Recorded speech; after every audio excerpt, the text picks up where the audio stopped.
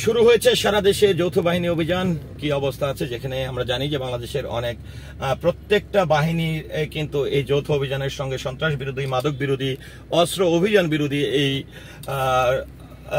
কাজে কিন্তু তারা কিন্তু তাদের কার্যক্রম শুরু করেছে। তো ভিউয়ার্স, আমি এই মুহূর্তে আমার বাম পাশে কিন্তু যদি আপনারা লক্ষ্য করেন, যেটি হচ্ছে যে বিজেপি, যেটি আমরা জানি এখানে বাম পাশে বিজেপির হেডকোয়ার্টারটি, এবং আমরা রাইফেল স্কোয়ারের ঠিক এখানে সীমান্ত স্কোয়ার বাম পাশে, সেটি আমরা অতিক্রম করলাম। তো যেহেতু বাংলাদেশের বর্ডার গার্ড, বাংলাদেশের সীমানা রক্ষাকারী প্রতিষ্ঠান এবং আইন শৃঙ্খলা বাহিনী বিজেপি, এবং তারা কিন্তু এবার যৌথ বাহিনীর এই কার্যক্রমের সঙ্গে তারা কিন্তু কাজ করছেন। তো আপনারা এই মুহূর্তে বাম পাশে আপনারা লক্ষ্য করছেন যে বড় বড় হাতিগুলো দেখা যাচ্ছে। এটি হচ্ছে আসলে সীমান্ত, এটি হচ্ছে বিজেপি বর্ডার গার্ড হেডকোয়ার্টার, এবং সেটি আমি ক্রস করলাম করে আমি একটু কলাবাগানের দিকে আপনাদেরকে দেখাচ্ছি।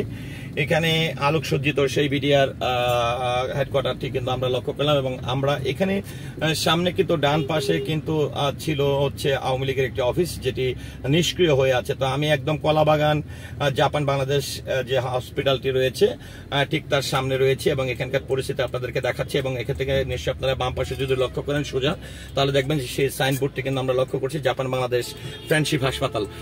তো এই কলাবাগানের এই অবস্থা, যৌথ বাহিনী অভিযান, এবং মানুষের মধ্যে আসলে আমি যেটি মনে করি যে আপনি যদি অপরাধী না হন, আপনার মধ্যে যদি নৈরাজ্যকতা না থাকে, আপনি যদি সন্ত্রাসী কোনো কার্যকলাপ না করেন, অবৈধ কোনো কাজের সঙ্গে আপনি যুক্ত না থাকেন, সেক্ষেত্রে কিন্তু আইন শৃঙ্খলা বাহিনী আপনার আমার মতন যারা সাধারণ মানুষ রয়েছে তাদেরকে সহযোগিতা করার জন্য এবং এই দেশটাকে আসলে সুন্দর করে গুছিয়ে নেওয়ার জন্য, বিশেষ করে আমি বাংলাদেশ সেনাবাহিনীকে অবশ্যই আমি এটার অনেক বড় ক্রেডিট দিব, কারণ তারা তাদের যে ভূমিকাটি রেখেছিল এই নতুন করে দেশ স্বাধীনের ক্ষেত্রে বা এই গণ অভ্যুত্থানের ক্ষেত্রে, তারা কিন্তু আসলে দেশের আমি নট অনলি আমি শুধু সেনাবাহিনী বলবো না, সেখানে বিজিবি থেকে শুরু করে নৌবাহিনী, বিমান বাহিনী সবারই আসলে সক্রিয় ভূমিকা কিন্তু ছিল।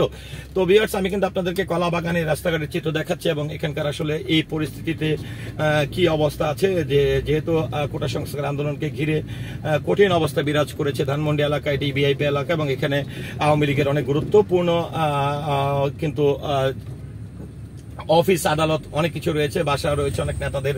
তো সেক্ষেত্রে আসলে এই অঞ্চলের অবস্থা কি, আমি কিন্তু এই মুহূর্তে যেটি হচ্ছে কাঁচা বাজার, অর্থাৎ কলাবাগান, ধানমন্ডি কলাবাগান যে কাঁচা বাজার যে রুটে রয়েছে সেদিকে একটু প্রবেশ করলাম, এবং আপনাদেরকে আমি চেষ্টা করছি এই ভিডিও চিত্রের মাধ্যমে আসলে ঢাকার চিত্রটি দেখানোর জন্য, যে এই যৌথ অভিযানরত অবস্থায় আসলে সবারই একটি বিষয় থাকতে পারে যে গ্রামেগঞ্জের মানুষ যেরকমটা যৌথ অভিযান শুরু হয়েছে, তাড়াতাড়ি ঘরে ফিরতে হবে, রাস্তায় কি হয়।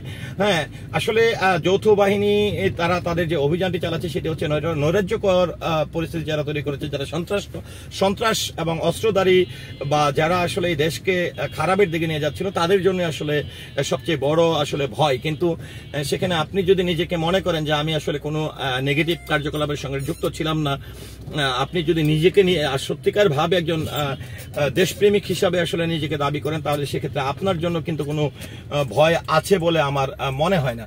তো সেক্ষেত্রে আমি কিন্তু আপনাদেরকে এই কলাবাগানের পরিস্থিতি কিন্তু আপনাদেরকে দেখাচ্ছি, যে এখানে মানুষজন স্বাভাবিকভাবেই আসলে যেরকমটা থাকে সেটাই কিন্তু আমরা লক্ষ্য করছি। তো ভিউয়ার্স, এই যৌথ বাহিনী অভিযান এবং এই পরিস্থিতিতে আসলে এই ছিল ধানমন্ডি কলাবাগান থেকে আমার ভিডিও চিত্র এবং তথ্য। তো যৌথ অভিযান নিয়ে এবং আসলে সন্ত্রাস বিরোধী এই অভিযান নিয়ে আপনার মতামতকে আশা করছি কমেন্টের মাধ্যমে জানাবেন। সেই সাথে অবশ্যই আমার ভিডিওর সঙ্গে সবসময় থাকার জন্য সকলের প্রতি কৃতজ্ঞতা এবং ধন্যবাদ জ্ঞাপন করছি।